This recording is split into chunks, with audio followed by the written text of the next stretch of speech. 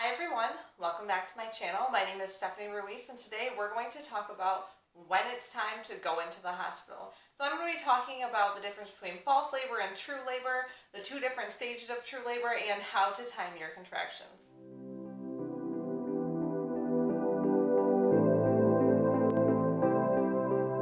I want to start out this video by saying it is perfectly fine to go into the hospital whenever you think that you need to.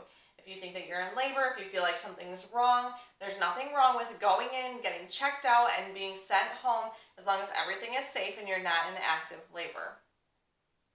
The goal is to come into the hospital when you are in active labor. So learning the difference between false labor and true labor, and then the two different stages of true labor, which are early and active labor, that's going to be really helpful. So just because you're in early labor or if you're in false labor, that doesn't mean that you're not in pain. It doesn't mean that you're not having contractions. It just means there might still be quite a bit of time left before active labor and before delivery. It can be really frustrating to keep going into the hospital thinking, this is it, I'm going to have my baby, I think I'm having contractions, I think it's time, just to be sat home because it's not quite time, because you're not quite in active labor. Knowing these differences is going to give you realistic expectations of your labor process and the confidence in knowing when you are in active labor. False labor versus true labor. How can you tell the difference? False labor is going to be either regular or irregular contractions that are not making cervical change. These are also called Braxton Hicks contractions. They might precede true labor, so you might go from false labor into early labor into active labor, or these contractions might just come and go throughout the last couple weeks of your pregnancy. So these are the days where you've been on your feet, you feel your uterus start contracting, you're like, ooh, this might be it, and then you go home or you lay down and they stop, and this is okay, this is false labor. Generally, during false labor, only portions of the uterus tighten or contract at one time. So this is a really uncoordinated contraction, and that's why there's no cervical dilation. These contractions are usually shorter, they don't get closer together or more intense, and they're more of an irregular pattern. Things like changing your position, walking, hydrating, or eating, these are all things that can relieve the discomfort from these contractions. Do these things. If you're feeling contractions, do these things to try to relieve your discomfort. If you're in active labor, your contractions won't stop. But if you're in false labor and you keep trying to just let these contractions come and keep doing things to make these contractions continue, remember they're uncoordinated, so you're not making cervical change. All you're doing is making yourself tired and uncomfortable. So do everything that you can to relieve this discomfort during false labor. In true labor, during contraction, the entire uterus tightens or contracts. This is that coordinated movement that we need to help with that cervical dilation. These contractions become stronger, longer, and closer together. They develop a more regular pattern.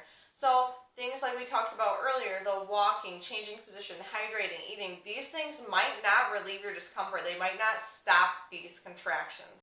There are two stages of true labor. The first stage is early labor. So these are when those contractions are getting stronger, more regular, they're getting closer together, they're getting longer, and you're having gradual cervical change. So during early labor, the cervical change is very gradual.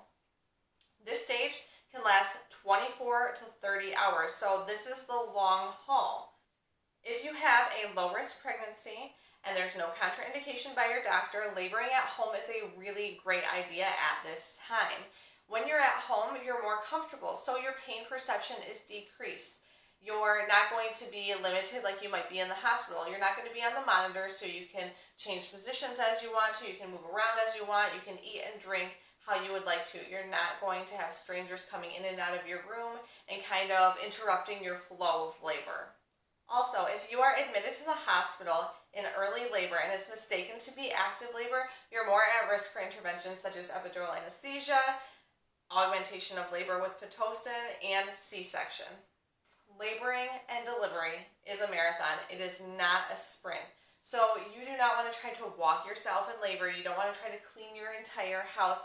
These things are just going to use up all of your energy. They're going to make you tired and make it so that you're having a harder time lasting through the end of labor. So rest if you can. Even if you can't sleep, lay down, take it easy. Also, eat or drink if you can, things that have a lot of nutrients or that are easy to eat, like peanut butter or protein bars, protein shakes, things like that, because you're going to want to increase your energy for all of that work that you're going to be doing over the next couple hours or couple days. Active labor is when you're having regular contractions and cervical change. And the difference here is the contraction pattern. Generally, in this stage, there will be increased strength and intensity of contractions and increased regularity of contractions. These contractions are going to be 3 to 5 minutes apart, lasting at least 1 minute for an hour. The active stage of labor is also sometimes defined as 6 centimeters or more of cervical dilation. Now, at home, you're probably not going to be checking your cervix or have someone there who knows how to check a cervix, so we're going by these contractions and your pattern. Also, these contractions, you're not going to be able to walk and talk through. So in the early stages of labor or even in false labor, you're going to be kind of doing stuff around the house or at work and be talking to someone and be like, yep, that was a contraction right there. Or, you're going to be able to walk through them. You're going to be able to continue mostly on your daily life. With these contractions of active labor, you're going to mid-sentence. No, hold on.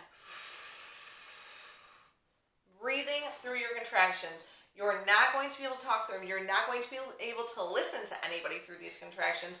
You're not going to be able to keep walking and doing all the things that you normally do through your daily life. So these contractions are longer, stronger, and closer together with a very regular pattern. So how do you time your contractions? You can either use a clock with a second hand and a piece of paper, or you can download a contraction timing app. These are really simple to use and make it a lot easier for you, so you don't have to remember everything that happened. It's all saved for you. What you do when you time contractions, you're going to want to start timing at the beginning of one contraction to the end of that contraction. That tells you how long your contraction is. And you're also going to time from the beginning of a contraction to the beginning of the next contraction. And that tells you how far apart they are. You're going to want to do this for 1 hour because remember, we want to see that this pattern is regular, that it's consistent, and we want to see that you're in active labor. So when your contractions are strong and regular, 3 to 5 minutes apart, lasting at least 1 minute for 1 hour, it is time to call your provider's call line or go right into your labor and delivery unit. Other reasons to go in the hospital might be if your water breaks, if you're having vaginal bleeding, if you don't feel baby move during that 1 hour that you're timing contractions, if you feel like something is wrong, or if you cannot tolerate the pain. These are all perfectly fine reasons to go in the hospital and get checked out.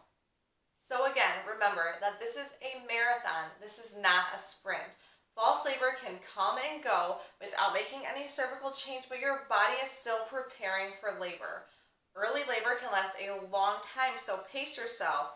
Learn and use different pain control and relaxation techniques.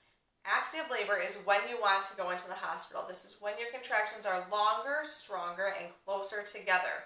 Remember, 3 to 5 minutes apart, lasting for at least 1 minute for 1 hour. Thank you so much for watching this video. I hope that it has given you the confidence to know when you are in true active labor and when it's time to go to the hospital.